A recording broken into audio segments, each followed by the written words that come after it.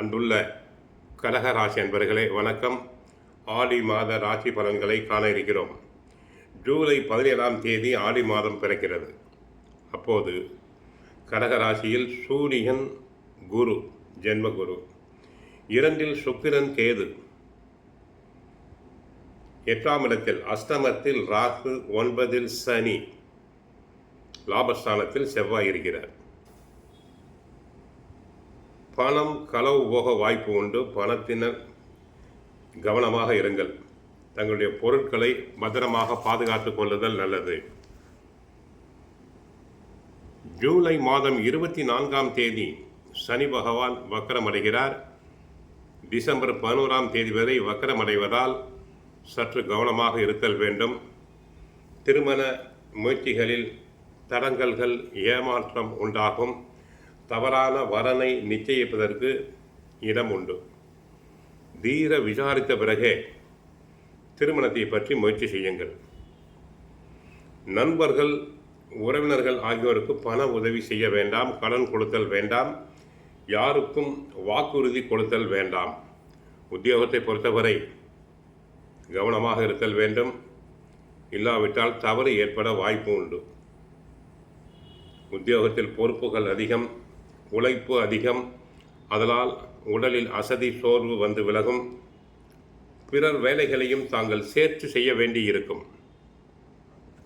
அன்றாட பணிகளில் கவனமாக இருங்கள். தொழில் வியாபாரத்தில் கண்டிப்பாக புதிய முதலீடுகளை தவிர்த்தல் வேண்டும். அகலக்கால் வைத்தல் கூடாது. தொழிலில் நேரடி கண்காணிப்பு தேவை. நிதி நிறுவனங்களின் ஒத்துழைப்பு தங்களுக்கு குறையும். பண விஷயங்களில் கண்டிப்பும் கவனமும் அவசியம். உணர்ச்சி வசப்படுதல், முன் கோபத்தை தவிர்த்தல் வேண்டும். கலைத்துறை அன்பர்கள் கை பணத்தை எண்ணி எண்ணி செலவு செய்தல் வேண்டும். வருமானம் சற்று குறையக்கூடும். சினிமா நடிகர், நடிகைகளுக்கு பட வாய்ப்புகள் குறையலாம்.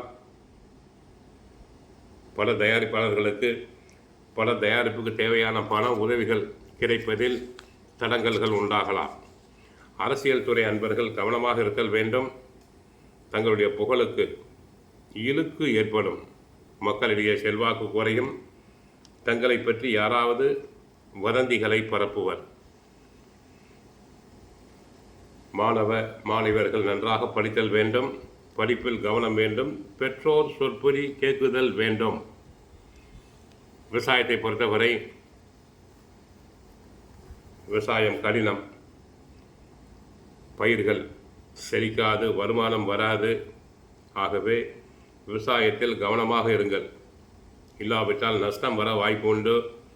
கால்நடைகளால் செலவுகள் அதிகரிக்கும். உடல் ஆரோக்கியத்தில் முக்கியமாக கவனமாக இருங்கள். வெளி இடங்களில் உணவு உண்பதை தவிர்த்தல் வேண்டும்.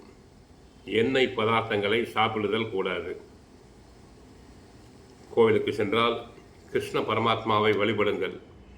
வீட்டில் விளக்கேற்றி தினமும் சுந்தரகாண்டம், பகவத்கீதை, பாகவதம் பாராயணம் செய்யுங்கள்.